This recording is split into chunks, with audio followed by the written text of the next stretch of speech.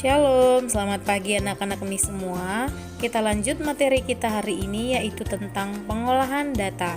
Yang akan kita pelajari pada hari ini yaitu mengumpulkan dan membaca suatu data. Dalam pengolahan data, kita akan mempelajari mengumpulkan dan membaca data, menyajikan data, dan menafsirkan sajian data. Dan hari ini yang akan kita pelajari adalah mengumpulkan dan membaca data. Yang pertama adalah mengumpulkan data. Data adalah keterangan yang diperoleh berdasarkan fakta. Pengumpulan data dapat dilakukan secara langsung maupun tidak langsung. Kira-kira bagaimana ya cara mengumpulkan data? Yuk kita pelajari. Nah, berikut adalah beberapa cara yang dapat dilakukan untuk mengumpulkan data. Yang pertama, melalui pencatatan langsung, melakukan wawancara, penelitian, dan menyebarkan angket atau kuesioner. Yang pertama, melalui pencatatan langsung. Contohnya, seorang wasit pertandingan bulu tangkis mencatat langsung perolehan skor setiap pemain yang sedang bertanding. Contoh lainnya, seorang pedagang sepatu membuat daftar persediaan banyak pasang sepatu sesuai dengan ukuran. Contohnya, data persediaan sepatu dewasa. Kamu dapat menuliskan ukuran sepatu dan jumlah dalam pasangan. Misalnya, ukuran sepatu 36 ada 6 pasang, ukuran sepatu 38 ada 7 pasang, dan seterusnya.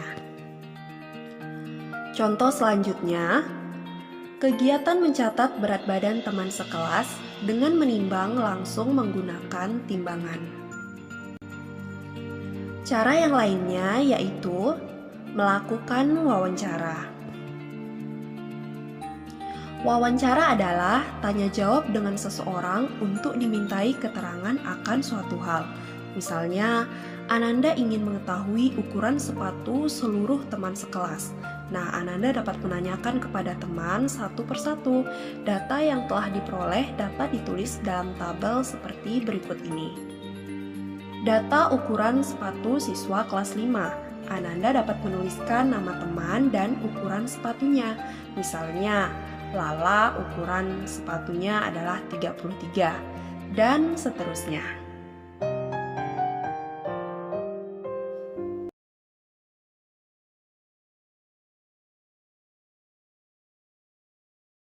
Cara selanjutnya yaitu penelitian.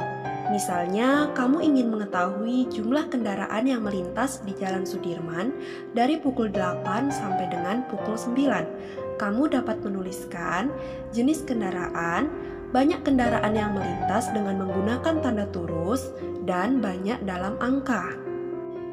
Jenis kendaraannya sepeda, banyaknya dalam turus, dan banyaknya dalam angka adalah 3.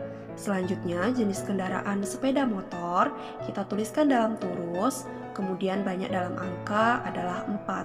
Selanjutnya, sedan, banyaknya dalam angka adalah 4.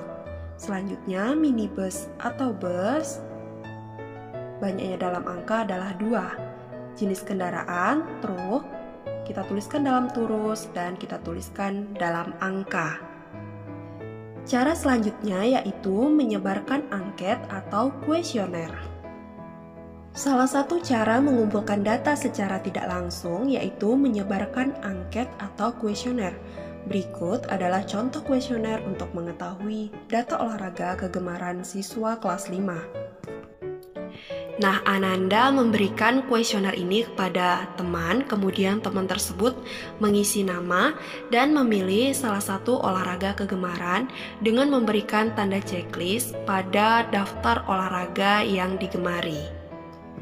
Itulah Ananda cara mengumpulkan data yaitu melalui pencatatan langsung, melakukan wawancara, penelitian, menyebarkan angket atau kuesioner.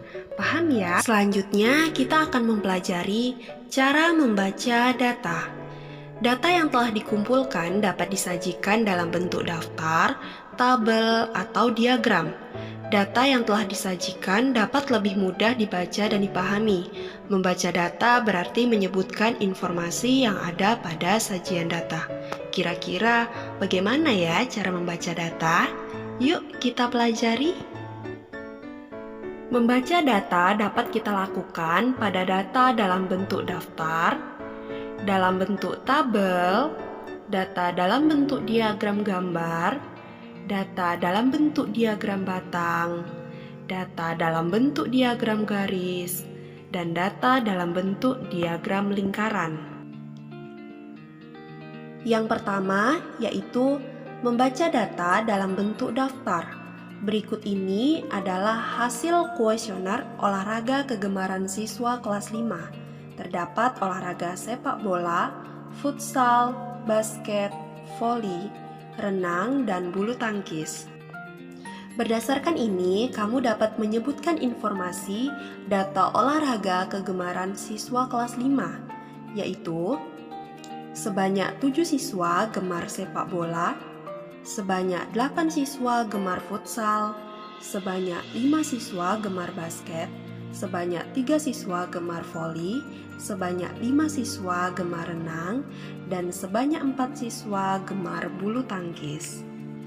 Dengan demikian, Ananda dapat membaca data hasil kuesioner tersebut yaitu dengan menyebutkan daftar olahraganya, lalu jumlah siswa yang menyukai olahraga tersebut. Selanjutnya, membaca data dalam bentuk tabel. Contohnya dalam tabel berikut ini, yaitu kegemaran siswa kelas 5. Terdapat jenis kegemaran dan banyak siswa. Berdasarkan tabel ini, kamu mendapatkan informasi yaitu sebanyak 6 siswa gemar melukis, sebanyak 5 siswa gemar menari, sebanyak 7 siswa gemar bermain musik, sebanyak 8 siswa gemar bermain bola, dan sebanyak 4 siswa gemar membaca buku cerita. Selanjutnya, membaca data dalam bentuk diagram gambar. Diagram gambar atau piktogram merupakan diagram yang menggunakan gambar untuk mewakili banyaknya data.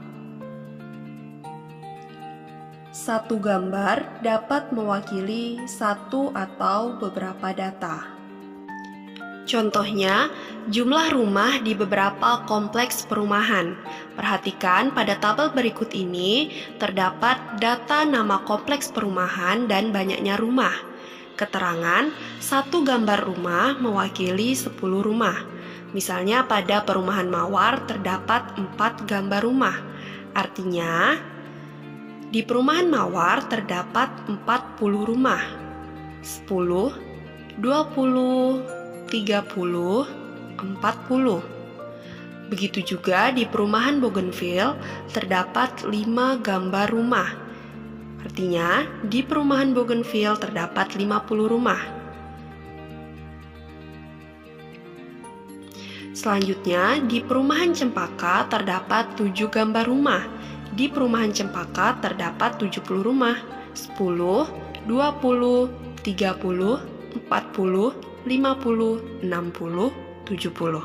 Begitu juga di perumahan Gading, terdapat 6 gambar rumah. Di perumahan Gading terdapat 60 rumah. 10, 20, 30, 40, 50, 60. Terakhir, perumahan Soka terdapat 8 gambar rumah. Artinya di perumahan Soka terdapat 80 rumah. 10, 20, 30, 40, 50, 60, 70, 80. Nah, yang harus Ananda Ustazah perhatikan dalam membaca data bentuk diagram gambar ini adalah gambar yang digunakan dan keterangan di bawahnya yang menunjukkan arti dari gambar tersebut. Demikian pembelajaran kita hari ini. Miss ucapkan terima kasih. Sampai jumpa kembali di pertemuan kita selanjutnya.